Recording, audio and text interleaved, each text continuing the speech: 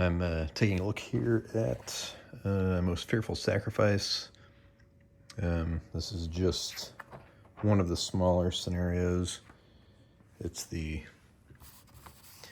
Ewell be coming around the mountain scenario, which is the 11th Corps action north of the town. You can see these little mouse pad type border strips that came with the kickstarted version. And this was the first edition that I kickstarted, but then I ended up getting the upgraded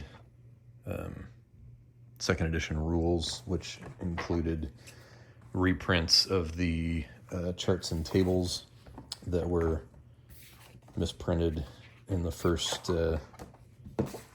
edition, where the size was too small. Like, they were printed on a double-sized sheet, but they had been somehow reduced in font size to something that would have fit on a single-sized sheet, and so you were having to squint really. I mean, it's already a lot of info in here, but it was tiny. Flying Pig made everybody buy, if you had the first edition, they made you buy the upgraded rule, the second edition rules and the charts. Frankly, I think they should have just sent those to all the backers from the first Kickstarter at no charge, given that they were unreadable in the first edition. I've actually got them in the box over there, but I don't want to try and get them out of there one-handed on camera while I'm doing this. So, but the second edition had some, updates to the examples of play and things like that. And the rules came with this clarifications, reminders, and variants that you could do as well. This is the first playthrough I've done. I had just sort of gotten it out and messed around with it in the past, but hadn't actually played any of it up to this point. So as you can see, I mean, the map of the whole battle is huge. You've got the town and all of the relevant landmarks, Round Tops, Seminary Ridge, Gettysburg, north of the town, Rock Creek, Culp's Hill, Cemetery Hill, all the greatest hits when it comes to your Gettysburg terrain. It is a Rick Barber map, which I think I covered this one in my Rick Barber maps video that I did. And it's definitely a nice looking one. It's nice, heavy mounted, gorgeous map. And it's got, in, typical Flying Pig style, it's got nice chunky counters with fairly nice artwork on them. I mean, you can only get so detailed when you're reducing images to that size. But one of the nice things is that for units that would have had historically, I don't know if I can get this to focus. There it goes, sort of. You can see these are Zouaves here in one of the 11th Corps brigades. This is part of Coster's brigade, where there were historic units that had specific uniforms. They tried to make an effort to do it. I think one of these has this never works. I don't know why. I think these guys are the Louisiana Tigers in the Second Corps. It was Hayes Brigade. So they've got, a slightly different look than, the sort of the standard butternut and gray Confederate outfits like this brigade has.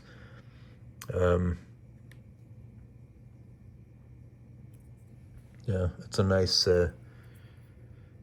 just a nice touch for a game like this. Especially, this isn't a regimental scale game, so you can't do, specific regiments that would have been Zouaves or whatever. But they do try and get the correct uniforms for certain, distinctive units that were in the armies. Somewhere over here under the First Corps should be Meredith's brigade here. Kind of hard to see from here, but that would be the Iron Brigade with the black hardy hats.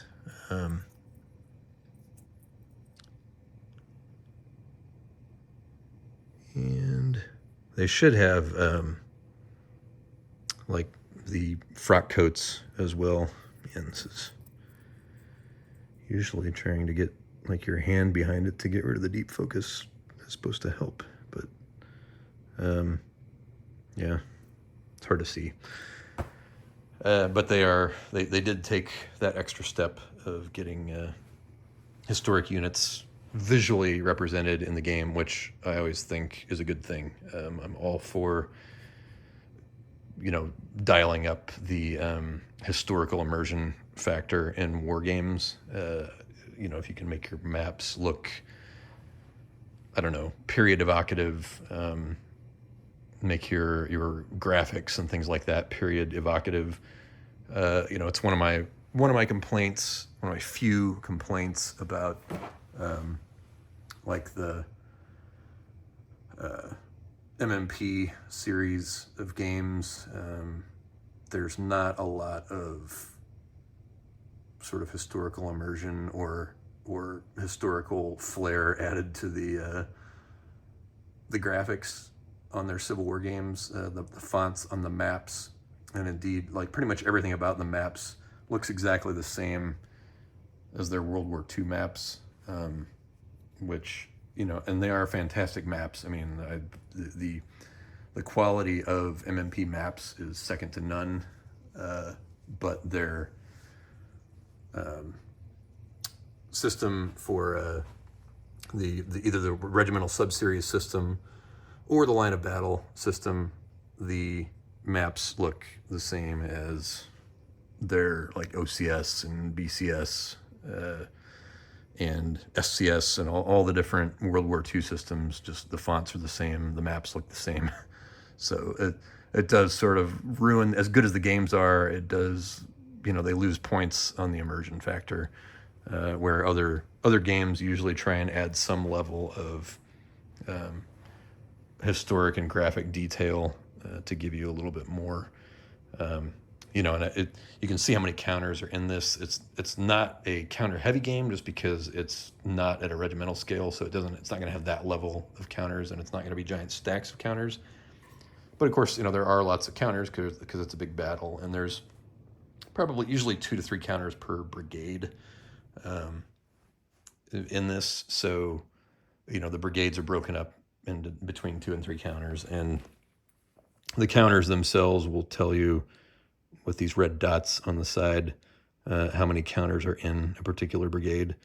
And then the designation in the upper right there, the 2 initials, is signify their division, and then the corps is on the left.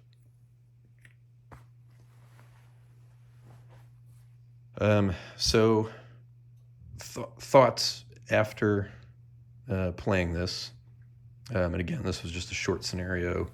It was I think started at 2 p.m., ended at 5 p.m., so just 4 turns. And as you can see, this does not look like how it ended at 5 p.m. on the first day north of town. You can see the 11th Corps, not only has their line moved and not back through the town, fleeing to the hills, but they've advanced out to confront Early's division here. And you can see Rhodes's division isn't here at all. So Rhodes only started with 2, like basically a single brigade. He started with Dole's brigade on the map, and artillery. And then the reinforcements were all from Early's division. So he never had, Rhodes never had more than these 2 units over here, basically holding the entire right side of the position. Now, I thought, well, he's only going up against the 11th Corps, and at the time it was all of Schurz's division over there, which are all these guys here. You can see with the green banners.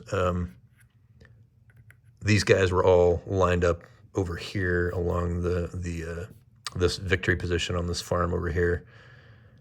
And I thought, well, these guys are crap. I mean, if you look at their cohesion rating, they're all 2s, and then there might be a couple of 3s. Yeah, there's Krasinovsky's brigade has 3s.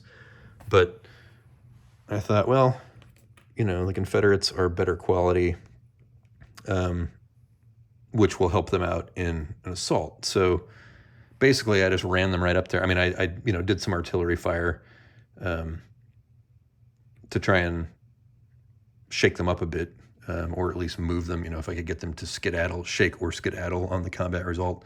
Usually, you would want to skedaddle if it's only 1 hex, because it's easier to just move back into position than it is to rally your unit from a shaken condition, because you have to do a defend order and so forth. So I thought, well, I'll just run, that's the 11th Corps. I'll just run right up there and knife right through the line and get some guys routed or broken or what have you. And no, they ran up and got shot to pieces on defensive fire, and then rolled poorly on the assault. And then Schurz's men counterattacked and broke their units. So not, the typical experience of the Confederates going up against the 11th Corps to start with. The problem is once these guys were broken and off the map, I got one of them to return, who then got broken again from some precision artillery fire from the 11th Corps artillery. Once these guys are off the map, you don't have any... There's nothing to do with Rhodes except his unit of artillery here, that you can always fire 1 unit with a default event on a card if you want to. So, there's always going to be at least 1 card probably that you're going to run the default event on, because you don't have whatever you need in place to run the event when you need to run it, especially on the play immediately cards. So, I don't really need to worry about command card there. The problem is that this was, I forget whose division card was in there for the Confederates, or it's Early's Corps card is the only command, or Ewell's Corps card, sorry, is the only command card the Confederates have in the deck, whereas the Union will have Howard's Corps card, plus they get the Hancock CIC card, which gives them more capabilities to move. Maybe that's still balanced because these guys generally have poor, they're poor commanders except for Barlow. Well, I guess there's only 1 poor commander, but Hancock himself is poor. His Corps card is poor. So, even with the 2 command cards in there, you may not get to move. I rolled at least once a 1 on here where for Schurz, who couldn't give any orders. So, right there, you're out for the turn on moving anybody in, one of these divisions. So the command is tough for the Union, but I think it's just it was equally tough for the Confederates, because it was hard for me to move all of the units in Early's division. So I felt like I was launching like a disjointed piecemeal attack. There's also the fact that right here is Barlow's Knoll, which is where Barlow's division moved up to historically, because he wanted this high ground. He was afraid that the Confederates would just come down, plant artillery there, and just bombard the crap out of him in his position. And so he moved his line, his units up here, so they were stuck out away from the line that Schurz had, and then Steinwehr is back here. You've got Coster's division historically was in the Brickyard here, where they sort of too little too late tried to form a stand, but by that point the route was already on. The problem historically is that Barlow was up here, and Early comes in, behind him on his flank. And so that was part of the problem. But they were also getting hit from this direction by what felt like a hell of a lot more, or what I thought was a hell of a lot more than just Dole's brigade, one brigade. So I'm not sure what was going, because I know, there were Confederates, other parts of the Second Corps that were still dealing with, over on Oak Ridge, Oak Hill, still dealing with First Corps elements. But I don't know, it felt like there wasn't enough, especially since I was no longer, as historically the case, coming in behind on their flank, but coming in directly into the teeth of the main Union line of the 11th Corps. And, I did manage to get units up here to try and assault this victory position. I think this was the Alms House here. Trying to assault that position. And again, I also rolled poorly with the Confederates, but was only attacking basically with either brigades, 2 units, or if that, at any given time, because that was what I could actually move. So sort of a combination of poor command rolls for the Confederates combined with poor assault rolls for the Confederates. But I felt like I could not move all the units that I feel like would have been necessary to launch a coordinated assault. And particularly once there was nothing over here to threaten the Union, then, I'm not worried about these victory points being taken, because the Confederates are sort of stuck on this side of Rock Creek. Even had I moved some over here, I would still have the same command problems that I had before, where I can't move them all at once, can't put pressure all at once. But maybe that's something I should have done, given that Dole's brigade by this point was out of action. But all it did was allow Schurz to move his entire division over here to shore up the Union line. And so, I did manage to deplete one of them, but I couldn't take any of these victory point hexes. You can see I had more shaken units, a bunch of depleted Confederate units because their assaults went poorly. The other thing was that I did not manage their artillery very well, because there's not really a particularly good place to put Ewell's or Early's artillery, just given that you've got trees here along Rock Creek that are causing problems. What I needed to do was get them across and put them on Barlow's Knoll, just like Barlow would have feared, and then I could have, because this is very powerful artillery. These are 2 8-unit artillery batteries, and that's going to wreak some havoc on the Union lines especially if it's in effective range. Because the best the Union can muster is 2, 4, maybe 6 points. They have nothing larger than a 4. No, I guess they do have a 6 there. So the Union, has some, but nothing as big and heavy as these. And both of them stacked here was just not effective. So but had I put them here, then other units would have been in the way. They needed to be at an elevated position to fire over other units. Perhaps could have put one back here. Put the rifled guns back here because they can fire at a longer range than an effective range. But, having not moved up to Barlow's Knoll with the Union, that meant my range, they're farther away. So I've got to get these guys up closer.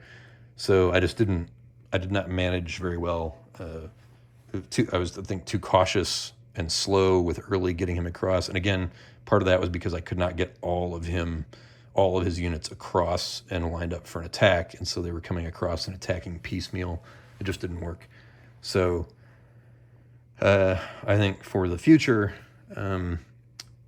obviously preserve Dole's brigade. Don't just recklessly charge them in thinking they're just going to swat the Union 11th Corps aside like they aren't even there. Definitely not how it worked. The Union can pack some punch, especially, you're going to put good ground. I put good ground in there every time for the Union. I think the other thing I put in for the Union was the fast courier card, which allows you to move more guys. So it just felt like the Union had more cards to move more guys, and I think I also may have picked the wrong cards for the Confederates. I should have picked more movement cards, once moving was clearly becoming an issue. So I should have put more movement cards in the deck for the Confederates. as opposed to, I think I would put good ground in there as well, and for Dixie or whatever, to give them, because I thought, well, they're going to be attacking, so I want to give them, the good ground to try and preserve units from getting torn up by Union artillery, and then the for Dixie to give them a bonus on assault. So, just that's another part of this game, is building your deck appropriately with your key cards. The two cards are, it's variable by scenario. In this scenario, it was 2 cards that you got to choose, and then 4 random ones. And even that, with 4 random ones, you usually should have a good chance of getting some movement cards and things like that in there. But the Confederates just didn't have what I felt like was the command capability to put the pressure where it needed to be, especially because I just seeded Dules's brigades so early in the game. And without that threat there, the Union can just stack up against Early, and he's not going to get anywhere. Not if he's coming in facing their line and not on their flank and rear, as what happens historically. So, but in terms of gameplay mechanics, how the game itself plays, I think it's very good. It feels to me, although it doesn't look it from the combat tables, this looks kind of intimidating. That you've got all these different charts there's stuff for assault, there's stuff for fire combat. The combat results table looks baffling. Rainbow of colors. It looks like, oh man, there's so many modifiers, et cetera. You're dealing with orders and things like that, but all of it, and it's not a short sequence of play, but all of it moves pretty quickly, because the bulk of the game is just drawing the cards from your deck every turn, and most of the cards are event cards, and these you'll end up resolving very quickly. It is the command cards, when you draw an actual, like here's either Hancock, the CIC, which allows you to move which allows you to activate a brigade with any order, but drawing your core cards, which are somewhere in here. Here we go. Once you draw this, then here's where you're going to be moving, like actually doing orders and things like that. Most of these are going to be, either activate a couple of units, or you'll do a default event where you can move any one unit a single space, or give them a fire order. So you're usually using that to get more fire in with your artillery, because your artillery only fires in one specific phase specific to your artillery before the turn starts, and then after that you're just sort of piecemeal firing it as you can activate them via the cards. So but once when you do your command cards, then you're activating based on your division activation priority and so forth. So you're going to activate maybe just one brigade, or only division priority 1 plus some artillery. So you're not going to, especially with a poor commander, you're not going to have a lot of options. But then once you're on here, you could end up being able to activate the entire division group, or on the better guys, you can do division by brigade, which means you can activate everybody if you get a good roll on here. So there's still that factors into it. Just getting the order card isn't good enough, and you got to roll your way into success with the orders. And that's where, I was running into problems with Early, because I would end up not being able to roll on here, because I'd roll poorly on the Ewell core card, where I was only, like, I'd end up rolling, I think I rolled a 1 at one point, so it's like you're just activating a single brigade from Early's core, and that's just not enough if you're trying to coordinate a large-scale attack. So I think that's, and I think that's good. I mean, I think it's a good system for replicating that inconsistency in command of Civil War battles, that you don't always get to move all your guys all the time, because you'll give orders to somebody and they won't carry them out, or they will misunderstand them, or any number of other things that can keep everybody that you've given the orders to from doing everything as you want them to.